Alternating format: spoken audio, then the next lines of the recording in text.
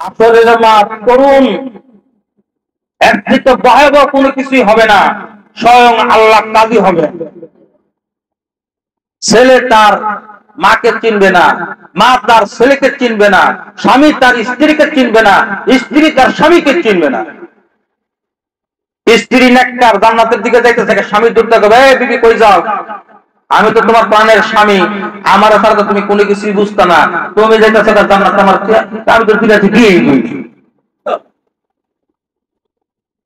স্বামী যাইতেছে জান্নাতে, স্ত্রী যাবে তোমার প্রাণের স্বামী, তুমি না আমার ছাড়া কিছু বুঝতে না। ঘন্টার পর ঘন্টা তুমি আমার সাথে টাইম পাস করছো, সময় দিছো, কত কিছু করছো, আজকে তুমি জান্নাতে চলে যাও, আমার এটি মানে জামাই আমি তো দিনে দিবি এই করিনি। ছেলে মেয়ে যায়, সন্তান দেখো, মা বাবা মারে দিকে, মা কই যাও, তুমি কাটা, আমি তো তোমার মা সন্তান ছিলাম, আমি তো বিয়ে সাথে তোমার সন্তান এলো দেখতে। এর চাইতে ভয়াবহ কোনো কিছু আছে? তার নমুনা আল্লাহ তাআলা আমাকে আপনাকে দেখাইছে কি দেখাইছে না? আমাদের দেখাইছে কি দেখাইছি না? করোনা দেখেন নাই আপনারা? করোনায় আক্রান্ত হয়ে মা মারা গেছে, কোন সন্তান তার দ্বারে যায়নি। কথা ঠিক কিনা? কথা ঠিক কিনা? সন্তান করোনায় আক্রান্ত হয়েছে, মা বাবা রাস্তায় ফেলাইতে গেছে। কথা ঠিক কিনা? মা চিনে নাই তার সন্তানকে, সন্তান চিনে তার মাকে, স্ত্রী চিনে নাই তার স্বামীকে। কথা ঠিক কিনা? স্ত্রী চিনে নাই তার স্বামীকে, পিতা ছিলেন তার ছেলে মেয়েকে। তাহলে বোঝা গেল ওই হাসরের চিত্র, ভয়াবহ যে চিত্রটা, এটা জানি কিছু নমুনা আমাকে আপনাকে আল্লাহ সুবহানাহু ওয়া তাআলা এই দুনিয়ার জমিনে দেখাই দিচ্ছে। কথা ঠিক কিনা?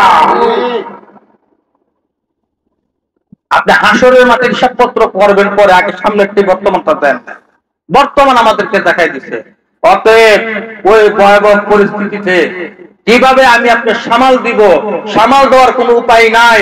হাসরের মাঠ যখন কঠিন হয়ে যাবে, আমার আপনার রাসূল কি করবেন? বিশিষ্ট 4 জন সাহাবীকে 4 জায়গায় পাহাড়ে রাখবেন, যে আমার কোন একটা উম্মত যেন জাহান্নামে না যায়। আমার আপনার রাসূল একবার পুলসারাতের দিকে দৌড় দিবেন, একবার মিজানের দিকে দৌড় দিবেন, একবার ওই জাহান্নামের দিকে দৌড় দিবেন, আবে কাউসারের পানি যেখানে থাকবে সেখানে দৌড় দিবেন। দেখবে তার কোন উম্মত গুনাহগার উম্মত জাহান্নামী হইয়া যায়। ফেরেশতারা কি করবেন? মিজান করার পরে, মিজান পর্যন্ত মাল পাল্লায় মাপার পরে জাহান্নামের শিকল গলায় দওয়াইয়া জাহান্নামের দিকে টানতে টানতে লয়া যাবে। আল্লাহ রাসূল বলতেছে, ও ফেরেশতারা দাঁড়াও, কি হইছে? আমার এই গুনাহগার উম্মতরে নিয়ে কই যাও? ও ইয়া রাসূলুল্লাহ, তার আমলনামা দেখা হইয়া গেছে, তার পদের আমল বেশি, নেকের আমল কম, সে হইলে এখন জাহান্নামী, তাকে জাহান্নামে নিয়ে যাইতেছি। আমার আপনার রাসূল বলতেছে, ফেরেশতা দাঁড়াও, তার কি আমল মাপছো? আমি তো দেখি নাই।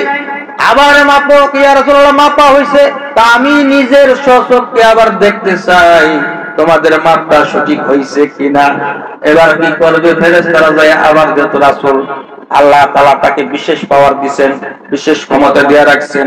আল্লাহ রাসূল, আল্লাহ বলতেছে, বন্ধু আজকে আপনার যাকে যাকে মন চাই তাকে তাকে সুপারিশ করে আপনি আজকে তাকে জান্নাতে নিয়ে যান। সুবহানাল্লাহ। এই ক্ষমতা কে দিবেন? আল্লাহ দিবেন। এবার ওই ফেরেশতারা কি করবে? আবার আমলনামায় যখন মাপতে যাবে, আমার আপনার রাসূল কি করবে? ওই নেকের পাল্লার মাঝে একটা আমল দিয়ে দিবে, লা ইলাহা ইল্লাল্লাহ। সুবহানাল্লাহ। লা ইলাহা ইল্লাল্লাহ দেওয়ার সাথে সাথে নেকের পাল্লা ভারী হয়ে যাবে, বদের পাল্লা কমে যাবে। ফেরেশতারা বলতেছে, ইয়া রাসূলুল্লাহ, এই তো মাইপে গেলাম, এটার কারণ কি? তো কারণ জানার দরকার নাই, আমার গুনাহগার উম্মতরে জান্নাতে দিয়া দাও। কন্যা সুবহানাল্লাহ। এত বড় একজন দয়ার নবী, মায়ার নবী পাইলাম, এমন একজন রহিম, রহমান, গফফার, গাফুরুর রহিম, ইয়া রাজ্জাকু, এমন একজন আল্লাহ পাইলাম। এর চাইতে বড় নিয়ামত আর কোনো কিছু আমাদের আছে?